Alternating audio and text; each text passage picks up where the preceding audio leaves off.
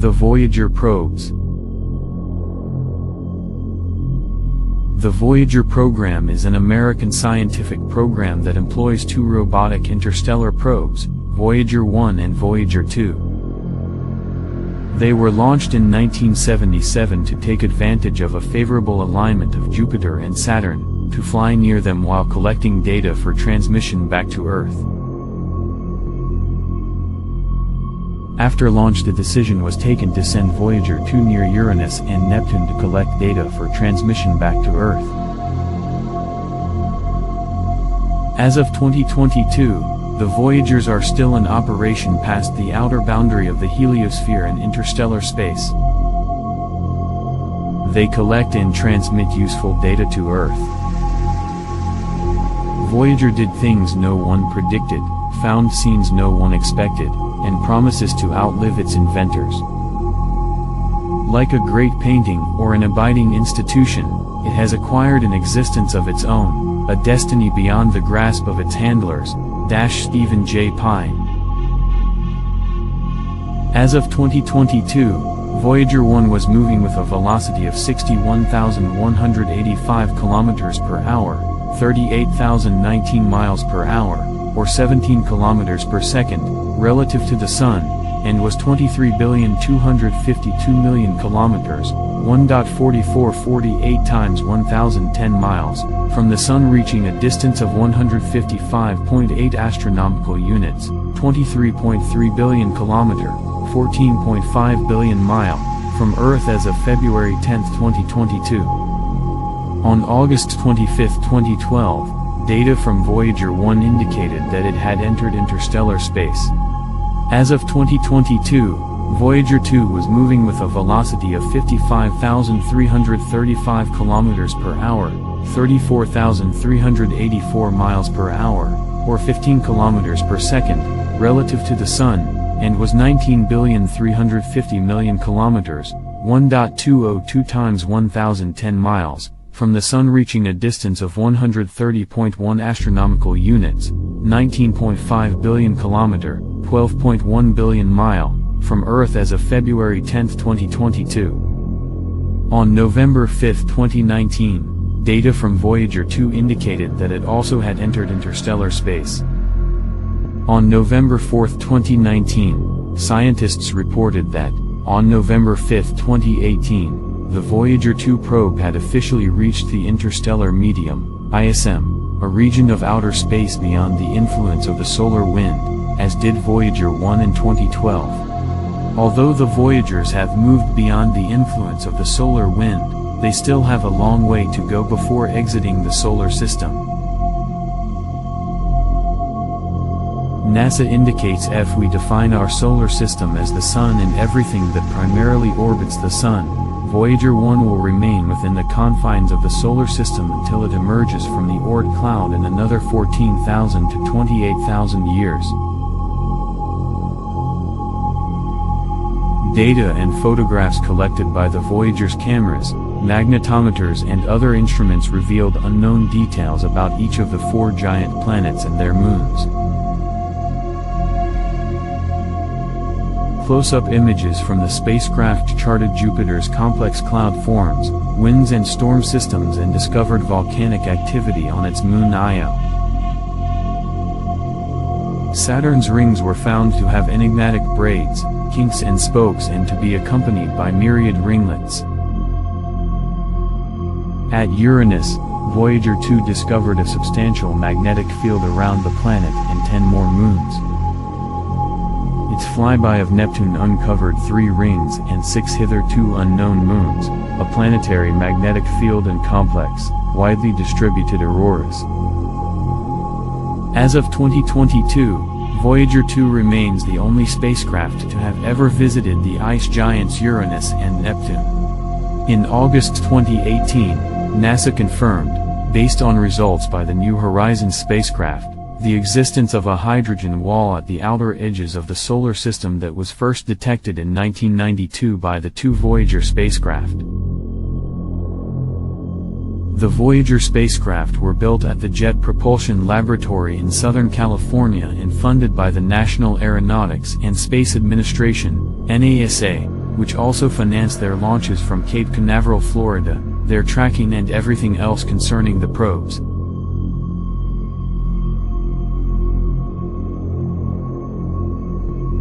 The cost of the original program was $865 million, with the later added Voyager interstellar mission costing an extra $30 million. History. The trajectories that enabled the Voyager spacecraft to visit the outer planets and achieve velocity to escape the solar system. Plot of Voyager 2's heliocentric velocity against its distance from the Sun, illustrating the use of gravity assist to accelerate the spacecraft by Jupiter, Saturn, and Uranus. To observe Triton, Voyager 2 passed over Neptune's north pole, resulting in an acceleration out of the plane of the ecliptic and reduced its velocity away from the Sun. The two Voyager space probes were originally conceived as part of the Mariner program, and they were thus initially named Mariner 11 and Mariner 12.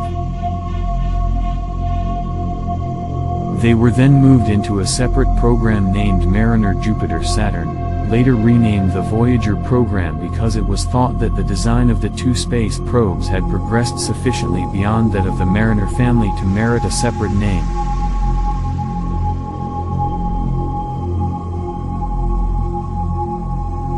The Voyager program was similar to the planetary Grand Tour planned during the late 1960s and early 70s. The Grand Tour would take advantage of an alignment of the outer planets discovered by Gary Flandreau, an aerospace engineer at the Jet Propulsion Laboratory. This alignment, which occurs once every 175 years, would occur in the late 1970s and make it possible to use gravitational assists to explore Jupiter, Saturn, Uranus, Neptune, and Pluto. The planetary Grand Tour was to send several pairs of probes to fly by all the outer planets, including Pluto, then still considered a planet, along various trajectories, including Jupiter, Saturn, Pluto, and Jupiter, Uranus, Neptune. Limited funding ended the Grand Tour program, but elements were incorporated into the Voyager program, which fulfilled many of the flyby objectives of the Grand Tour except a visit to Pluto. Voyager 2 was the first to be launched. Its trajectory was designed to allow flybys of Jupiter, Saturn, Uranus, and Neptune. Voyager 1 was launched after Voyager 2, but along a shorter and faster trajectory that was designed to provide an optimal flyby of Saturn's moon Titan, which was known to be quite large and to possess a dense atmosphere. This encounter sent Voyager 1 out of the plane of the ecliptic, ending its planetary science mission. Had Voyager 1 been unable to perform the Titan flyby, the trajectory of Voyager 2 could have been altered to explore Titan, foregoing any visit to Uranus and Neptune. Voyager 1 was not launched on a trajectory that would have allowed it to continue to Uranus and Neptune, but could have continued from Saturn to Pluto without exploring Titan. During the 1990s, Voyager 1 overtook the slower deep space probes Pioneer 10 and Pioneer 11 to become the most distant human-made object from Earth, a record that it will keep for the foreseeable future. The New Horizons probe, which had a higher launch velocity than Voyager 1, is traveling more slowly due to the extra speed Voyager 1 gained from its flybys of Jupiter and Saturn. Voyager 1 and Pioneer 10 are the most widely separated human-made objects anywhere since they are traveling in roughly opposite directions from the solar system. In December 2004, Voyager 1 crossed the termination shock, where the solar wind is slowed to subsonic speed, and entered the heliosheath, where the solar wind is compressed and made turbulent due to interactions with the interstellar medium. On December 10, 2007, Voyager 2 also reached the termination shock, about 1.6 billion kilometers, 1 billion miles, closer to the Sun than from where Voyager 1 first crossed it, indicating that the solar system is asymmetrical. In 2010, Voyager 1 reported that the outward velocity of the solar wind had dropped to zero, and scientists predicted it was nearing interstellar space. In 2011, data from the Voyagers determined that the heliosheath is not smooth, but filled with giant magnetic bubbles, theorized to form when the magnetic field of the Sun becomes warped at the edge of the solar system. In June 2012, scientists at NASA reported that Voyager 1 was very close to entering interstellar space, indicated by a sharp rise in high-energy particles from outside the solar system.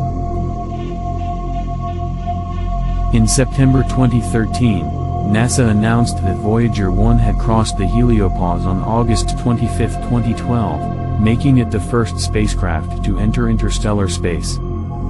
In December 2018, NASA announced that Voyager 2 had crossed the heliopause on November 5, 2018, making it the second spacecraft to enter interstellar space.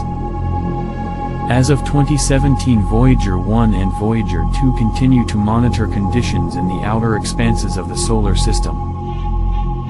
The Voyager spacecraft are expected to be able to operate science instruments through 2020, when limited power will require instruments to be deactivated one by one. Sometime around 2025, there will no longer be sufficient power to operate any science instruments. In July 2019, a revised power management plan was implemented to better manage the two probes' dwindling power supply. Spacecraft design. The Voyager spacecraft each weigh 773 kilograms, 1,704 pounds. Of this total weight, each spacecraft carries 105 kilograms, 231 pounds, of scientific instruments. The identical Voyager spacecraft use 3-axis stabilized guidance systems that use gyroscopic and accelerometer inputs to their attitude control computers to point their high-gain antennas towards the Earth and their scientific instruments towards their targets, sometimes with the help of a movable instrument platform for the smaller instruments in the electronic photography system.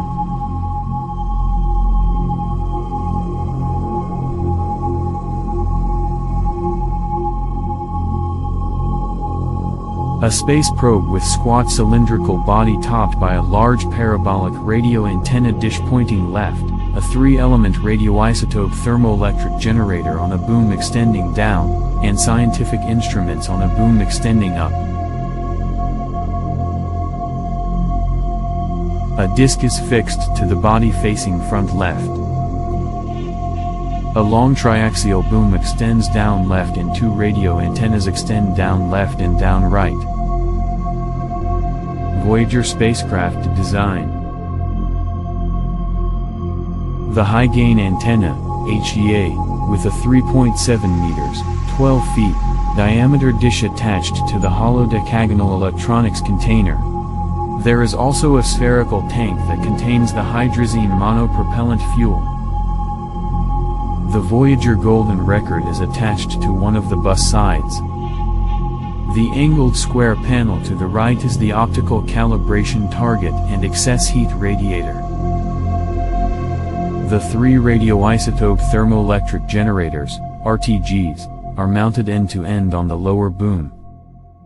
The scan platform comprises the infrared interferometer spectrometer, IRIS, largest camera at top right, the ultraviolet spectrometer, UVS, just above the iris, the 2 imaging science subsystem, ISS, Vidicon cameras to the left of the UVS, and the photopolarimeter system, PPS, under the ISS.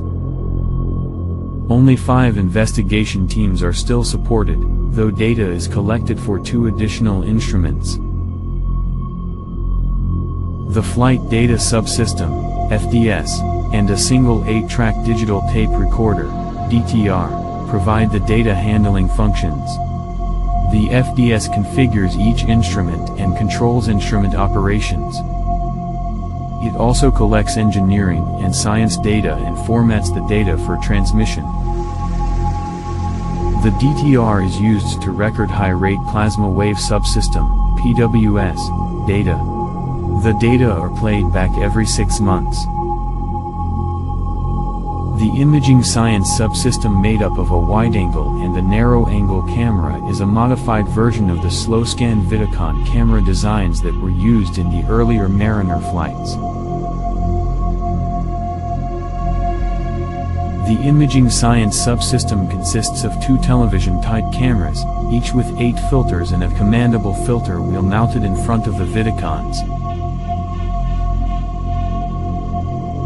One has a low-resolution 200mm, 7.9 in, focal-length wide-angle lens with an aperture of f/3, the wide-angle camera, while the other uses a higher-resolution 1500mm, 59 in, narrow-angle f/8.5 lens, the narrow-angle camera.